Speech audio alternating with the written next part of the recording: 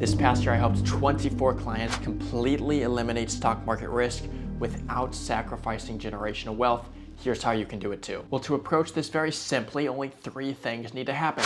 The money needs to not be in the stock market, you need to not spend all of your money, and to carry that across generations, it needs to be repeated each generation. Here, however, are the means by which we are doing that. First, we are building up cash value inside of an IUL, or an index universal life insurance policy. Then we are accessing our retirement income through variable loans that are completely tax-free, keeping the death benefit healthy. And when we pass away, we took out all that money for our retirement income, spent it, and there was still a death benefit to pass on to our heirs, income tax-free. So let's break those steps down a little bit more. First, building the cash value in the index universal life policy.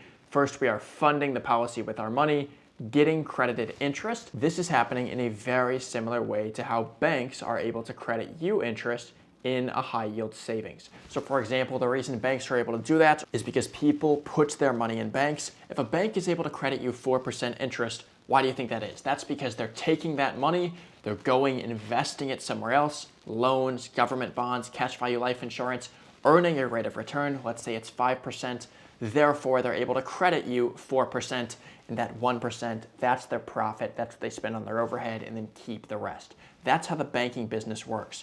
Insurance companies are doing the same thing. They are able to credit interest to cash value inside of a life insurance policy, but in this case, it's happening tax-free. Now, if you wanted to just keep that interest and let that continue to compound each year, you could. However, that's not the strategy we're using. We are using only that interest to buy options. This is what's called indexing, not index mutual funds, but indexing. The idea here is, since we are only using the interest to buy those options, worst case, the options expire worthless. We lost the $5,000 or $4,000 that we spent on the options, but our principal is still protected. So if you had $100,000, you gained 4% interest, you used that $4,000 to go buy options. Well, worst case, that doesn't work out. You still have your $100,000 over here, eliminating the stock market risk. Now, here is how those options work. Let's say that you had a home, and let's say that home was worth $100,000. Well, what I could do is I could pay you an options budget. Let's say in this case, they were crediting me 4%, in this case, $4,000. So that means I pay you that to have the decision to buy this home for $100,000, the price it is today, 1 year from today, without sending you my $100,000. I'm just sending you the $4,000. Well, here's how this can play out. If the home goes up in value, let's say it goes to $110,000, well, then I have the option to buy that home for $100,000. Do you think I'm going to do that, or do you think I'm going to buy it for $110,000? Of course, I'm going to buy it for the cheaper price. I just bought the home for $100,000, but it's worth $110,000, so I just gained $10,000 or 10% without ever risking my initial $100,000. If the home had gone down in value to say $80,000, do you think I'm going to buy it for $80,000 or $100,000? Well, I'm either going to buy it for $80,000 or I'm going to do neither and not exercise that option. But in this case, my $100,000 is still safe. I didn't lose $20,000 as if I had just bought the home. No, that $100,000 was on the sideline just getting interest. I did lose the interest, but not any of the $100,000. And the exact same concept applies to an index. Take the S&P 500, for example. If you bought a 1-year option on that and it went up 10%, at the end of the year, do you think you're going to buy it right before it goes up 10%?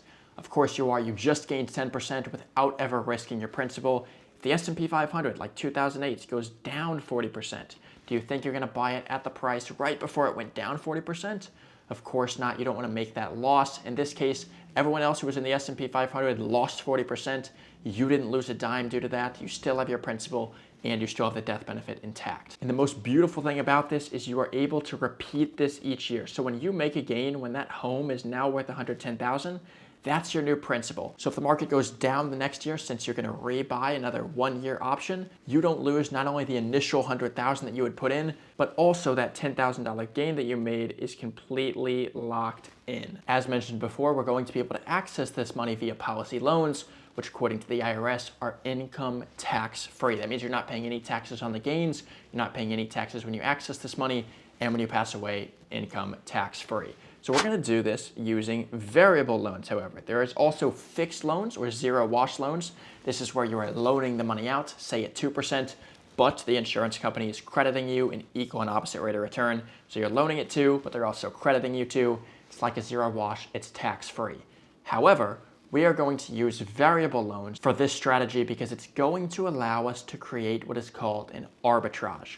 The reason is, when we take a variable loan, let's say we're loaning at 5%. Well, if we loaned out $100,000, we have to pay 5% interest on that money, but that allows that same $100,000 to stay linked to the index that it was before we loaned it out. That means if you loaned out money at 5% from the S&P 500, but the S&P 500 gained 7% that year, you gained 7, you paid 5, you just gained a 2% spread on money that you've already taken out and spent on your retirement. Since this is the case and we're able to earn a positive arbitrage on money we've already taken out and spent, and we have those floors to where if the stock market goes down, we don't have to worry about taking such a low withdrawal amount. Like many investors recommend the 4% withdrawal rule, meaning if you had $1 million saved up, they recommend only taking $40,000 of retirement income each year. With Index Universal Life and using this strategy, we're able to take out and use more of our money.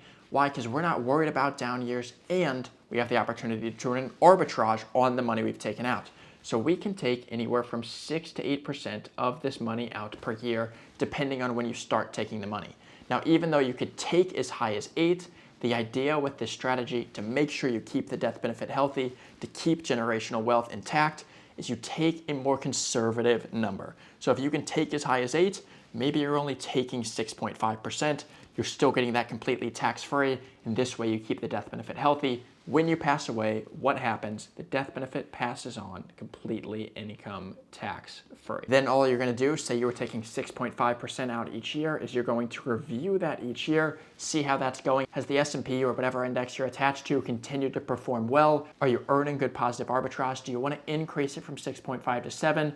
Maybe you started out taking 8, maybe it's not performing as hot, and maybe you need to reduce it to 6.5. This is what you're doing at your annual reviews. Let's take a look at an example now. So in this case, we have a 60-year-old male funding with $500,000 over the course of 6 years, and he's going to start taking income in year 7, right after the policy is funded. What we will do here is we'll start by having him take a 6% withdrawal rate. When we do that, you'll see when we scroll down, the premium here, that's the $500,000 over the first 6 years. Then right here in year 7, he starts taking income $35.8 thousand, completely income tax-free. And what you'll notice here, the surrender value, this is the amount of money that he has access to, is going to stay healthy as he's taking that income. On top of that, the death benefit's going to stay a little bit ahead of the surrender value at all times. So even when we get down here to age 90, by the way, this is illustrating at a 7% return before all fees and loaning at a 6% rate. So again, illustrating a very low arbitrage here and not fantastic returns. But in this case, even when we get down here to age 90, you can see how much money he's taken out, that $35,000 every year up until age 90, still has $805,000 that he could pull out in a lump sum. And he has this $845,000 death benefit that when he passes away, is still going to pass on income tax-free and create generational wealth. Now, that was just taking at a 6% withdrawal rate. What if this person wanted to take as high as an 8? You'll notice here, they're taking way more income, $47.7 thousand each year. But in this case, you can see we're getting much riskier as the surrender value is getting much lower as we go down. So you could take as high as this, but we would really need to make sure we're doing our annual reviews and we're watching, making sure we wouldn't need to lower this. Again, this is on the riskier side. Our death benefit, our generational wealth here isn't as intact. So instead of the 6%, let's say you took something like 6.5%. And since that's the case, now instead of $35,000, we have $38,000 we're taking each year. Again, completely income tax-free. And look here how the death benefit and the surrender value completely stay intact. Even as we scroll down here, you passed away at age 94, taking that $38,000 each year, still have a death benefit of $799,000. And that's the strategy. Again, don't keep your money in the stock market. Don't spend it all. Repeat. We just do this in a much more efficient manner. Fund a policy, earn an arbitrage, take money, don't spend it all, and then access all of it tax-free. When you pass away, it transfers income tax-free. If you'd like to learn about the strategy in much more detail, I release videos 5 times a week. Subscribe.